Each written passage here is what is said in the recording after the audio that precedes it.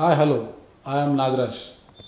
Talking politics with I డ్రీమ్లో ఈనాటి మన ముఖ్య అతిథి అనంతపురం జిల్లా రాజకీయాల్లో తనదైన ముద్ర వేసుకొని 3 పర్యాయాలు జిల్లా పార్టీ అధ్యక్షునిగా కొనసాగుతూ పార్టీని తిరుగులేని శక్తిగా తీస్తూ ముందుకు సాగిపోతున్న మన జిల్లా తెలుగుదేశం పార్టీ అధ్యక్షుడు పెనుకొండ శాసనసభ్యులు బీకే పార్థసారథి గారు. ఆయన జీవిత విశేషాలు రాజకీయ అనుభవాలు అన్నిటి కూడా ఈరోజు మనతో పంచుకోవడానికి ఈరోజు ఐ డ్రీమ్ ముందుకు వచ్చారు. ఆయన వివరాలను మనం అడిగి తెలుసుకుంటాం. నమస్తే సార్. ముందుగా మా ఐ డ్రీమ్ ప్రేక్షకుల కోసము మీ లైఫ్ స్టైల్ అంటే మీ కుటుంబ నేపథ్యము, అంటే మీ తండ్రి గారి యొక్క ఏం చేసేవారు, మీరు ఎంతమంది కుటుంబం సంతానము అనే వివరాలు ఒకసారి తెలియజేస్తే. మా నాన్నగారు 3, అదేవిధంగా మా నాన్న పెద్దవాడు అందరికన్నా. దానిలో మేము మా కుటుంబ సభ్యులను తీసుకున్నట్టయితే మా అక్కగారు దాదాపు 7 మంది, మేము మా తమ్ముడు దాదాపు టోటల్గా 10 మంది మా కుటుంబ సభ్యులు. అదేవిధంగా నాకు తీసుకున్నట్టయితే 5 మంది కూతుర్లు, 1 కుమారుడు ఉన్నారు. నేను 83లో డిగ్రీ పూర్తి చేసుకున్న కర్ణాటక బెంగళూరు యూనివర్సిటీలో 83లో అయిపోయింది. 83లో నందమూరి తారక రామారావు గారు పార్టీ కొత్తగా ప్రారంభించిన సందర్భంలో డిగ్రీ చదువుతూనే, అదేవిధంగా ఆనాడు 83. ఎన్నో సంతానం మీ నాన్నగారికి? నేను 8వ సంతానం. 8 అష్టమ గర్భం. అందుకోసమే నాకు ఆ రోజు అమావాస్య రోజు పుట్టాను కాబట్టి, శ్రీకృష్ణ పరమాత్ముడు అష్టమ గర్భంలో పుట్టాడు కాబట్టి నాకు పార్థసారథి అంటే పార్థనికి సారథి శ్రీకృష్ణుడు కాబట్టి అర్జునుడికి ఆ విధంగా నాకు ఆ పేరు అనేది రావడం జరిగింది. బీకే అంటే ఏమంటారు? బీకే అంటే మా బొజ్జప్ప గారి కురుబ పార్థసారథి అని. యాక్చువల్లీ మా తాత వాళ్ళ తాత, ఆ విధంగా అది బొజ్జప్ప గారు అనేది వచ్చింది. అట్లనే అది మా స్వగ్రామం రొద్దం మరోపల్లి. అదేవిధంగా మా నాన్నగారు అయితే దాదాపు 100 ఎకరాలు సేద్యంతో బాగా మా ప్రాంతంలో మేము కూడా వన్ ఆఫ్ ది ల్యాండ్ లార్డ్స్గా మా కమ్యూనిటీలోనే బాగా వ్యవసాయ కుటుంబం మాది. అందులో పెద్ద కుటుంబం కూడా 10 మంది సంతానం అంటే చాలా పెద్ద కుటుంబం. అదే మా నాన్నకు కూడా అంతే కొడుకు కావాలనే ఉద్దేశంతో ఆ విధంగా నేను 8 వరకు వెళ్ళిపోయినా. అదేవిధంగా నాకు కూడా అదే విధంగానే ఈరోజు నా కుమారుడు కూడా 6వ వాడు. అంటే నాన్నగారు పూర్తిగా కల్టివేషన్ అయినా సరే ఏమన్నా పూర్తి కల్టివేషన్ చేస్తూనే ఆ రోజు lead bank manager, LM bank manager, vice చైర్మన్గా చేశారు. తర్వాత వైస్ ప్రెసిడెంట్గా పంచాయతీ దీనికి చేశారు. మా నాన్న కూడా పాత ఓల్డ్ 7th క్లాస్ ఆ ప్రాంతంలోనే, ఆ పంచాయతీ పెడితే కదా ఆ ప్రాంతంలోనే 7th క్లాస్ చదువుకున్న అపురూపం. దాంట్లో మా నాన్న కూడా ఒక వ్యక్తి. బీకే నంజయ్య. మా అమ్మ పేరు సంజీవమ్మ. అదేవిధంగా నేను ఇంటర్మీడియట్ పూర్తి అయితేనే మా నాన్న అయితేమి, మా మామగారు అయితే నారాయణ రెడ్డిని మా మామ పావగొడ తాలూకా. ఆయన ఓల్డ్ అప్పటికే ఇంటర్మీడియట్, అప్పటికే పియూసీ అంటారు. ఆ ప్రాంతం అంతా కూడా మొత్తం పేరూరు కానీ ఆ తిరుమనేరే కానీ ఆ ప్రాంతం అంతా మా కమ్యూనిటీ వాళ్ళు కూడా రెడ్ రీకాల్ చేశారు. ఇప్పుడు ఎస్ రామచంద్రారెడ్డి రాంపురం కదా ఆయన. ఆ విధంగా చాలామంది మా కమ్యూనిటీ వాళ్ళు కూడా ఈ రెడ్ రీకార్లు చేశారు కాబట్టి వాళ్ళకి రెడ్డి అనే పేరు వచ్చింది.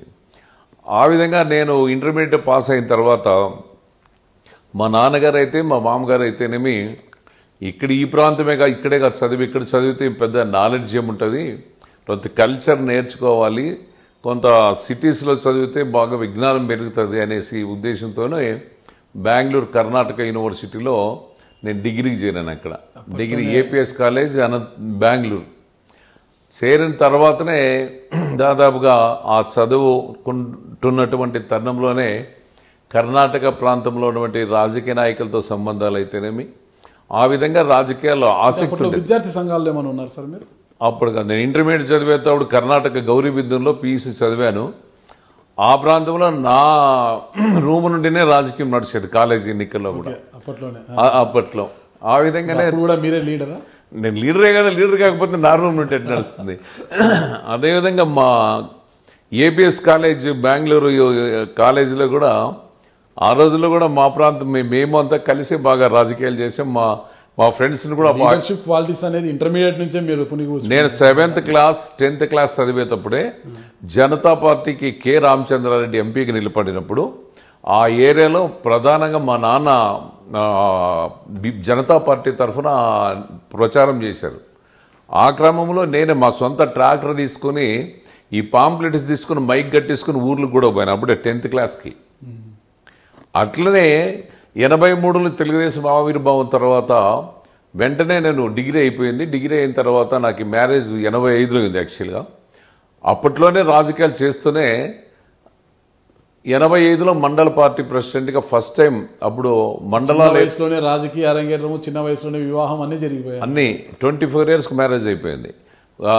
నిజమైన రాజకీయాలంటే 85లో మండల పార్టీ ప్రెసిడెంట్గా ఆ రోజు పార్టీ ప్రెసిడెంట్స్ కొత్తగా మండలాలు ఏర్పడి నందమూరి తారక రామారావు గారు వచ్చిన తర్వాత మండలాలు ఏర్పడిన తర్వాత ఆ రోజు తొలి మండల పార్టీ ప్రెసిడెంట్గా మా రొద్దం మండలానికి ఆ రోజు అందరి సహకారంతో ఎన్నిక కావడం జరిగింది. అదే క్రమంలో ఇంకా ప్రతి ఎలక్షన్స్లోన బాగా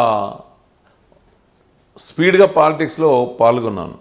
మా ప్రాంతంలో కూడా తీసుకున్నట్టయితే నాగిరెడ్డి అనే ఫ్యామిలీ, రెడ్ల ఫ్యామిలీ, ప్రతిదానికి వాళ్ళకి నాకు సమూజిగా అంటే పోటీ ఎన్నికల్లో బాగా పోరాడేవాళ్ళం అన్నమాట.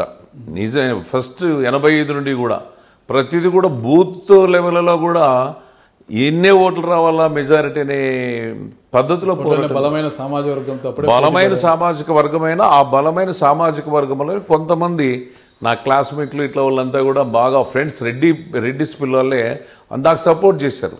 వీళ్ళు ఏమంటే కొంత దౌర్జన్యకర శక్తులు మా వాళ్ళు ఆ ప్రాంతంలో వీళ్ళని తొక్కాలి, లేకపోతే వీళ్ళు ఇంకా భూస్వామ్య దీంట్లోనే వ్యవస్థలోనే అన్డెమోక్రటిక్గా వ్యవహరిస్తున్నారు. కాబట్టి మనం అందరూ ఏకమై వీళ్ళని కొంత తొక్కల రాజకీయాలు అనే ఉద్దేశంతోనే ఆ రోజు పూర్తి స్థాయిలో రాజకీయాల్లోకి వచ్చాం. అదే క్రమంలోనే 89 ఎన్నికల్లో కానీ తర్వాత గాదిలింగప్ప బై ఎలక్షన్ వచ్చింది 91లో. అప్పటికి నేను దాదాపుగా 95 నుండి కూడా మండల పార్టీ ప్రెసిడెంట్గా పనిచేస్తూ బాగా లీడ్ తీసుకొని గాదిలింగప్ప ఎలక్షన్ అంటే భయంకరమైన ఎలక్షన్.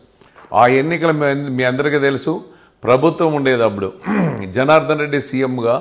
అదేవిధంగా మేమంతా కూడా గాదిలింగప్పని పెట్టాము. అప్పుడు పెట్టినప్పుడు 91 ఎన్నికలు ఘోరాతి ఘోరమైనటువంటి ఎన్నికలు జరిగాయి. ముఖ్యంగా రిగ్గింగ్ ఎక్కువ జరిగింది, బూత్ క్యాప్చరింగ్ జరిగింది. సాక్షాత్ మంత్రులే అక్కడ పాల్గొని ఆ రిగ్గింగ్లో పాల్గొన్నారు. ఏదేమైనా బాగా నిలబడ్డాం. మా ప్రాంతంలో అన్ని అరాచకాలు చేసినా పోలీసులు అడ్డం పెట్టినా 800 మాత్రమే ఆనాడు కూడా ఆ మండలంలో 800 మెజారిటీ మాత్రమే వచ్చింది. అంటే అంత బలంగా పోరాటం చేశాం కాబట్టి 91లో. ఇంకా తర్వాత మీ అందరికీ తెలుసు 90 కొత్త గొడవలు జరిగిన తర్వాత 1 సంవత్సరం మాత్రం నేను వెస్ట్ గోదావరికి వెళ్ళాను. ఏది బిజినెస్ నేపథ్యం. అక్కడ ఈ గ్యాస్ డీలర్షిప్ తీసుకునేసి ఒక 1.5 year అక్కడ పనిచేశాను. అంటే కొద్దిగా గొడవలు జరిగాయని బాగా కొద్దిగా మైండ్ అంతా ఇదైపోయింది. ఈ రాజకీయాలని వీళ్ళు బాంబింగ్ కానీ గొడవలు కానీ దీన్ని కొద్దిగా ప్రశాంతంగా ఉందామని గొడవలు బాగా మాకి వాళ్ళ ఫ్యామిలీకి ఎప్పుడు ఏదో ఒకటి. ఫస్ట్ ఒకసారి తర్వాత పొయ్యి వచ్చాను నేను. తర్వాత 1.5 సంవత్సరాల కాలం వెళ్ళిపోయినా. పొయ్యేసి వచ్చాను 93లో వస్తే రామన్న చౌదరి గారి తర్వాత జిల్లా జనరల్ సెక్రటరీగా వీళ్ళంతా ఉండేవాళ్ళు. తర్వాత ఆయన రామన్న చౌదరి మీకు తెలుసు సెంట్రల్ బ్యాంక్ చైర్మన్గా, ఆనాడు జిల్లా పార్టీ జనరల్ సెక్రటరీగా ఇవన్నీ పనిచేశారు. ఆ నేపథ్యంలో తర్వాత కూడా నువ్వైతేనే సూటబుల్ ఆడా, తర్వాత ఊరికే ఇది బాగుండదు, మండల పార్టీ ప్రెసిడెంట్ నువ్వే తీసుకోవాలని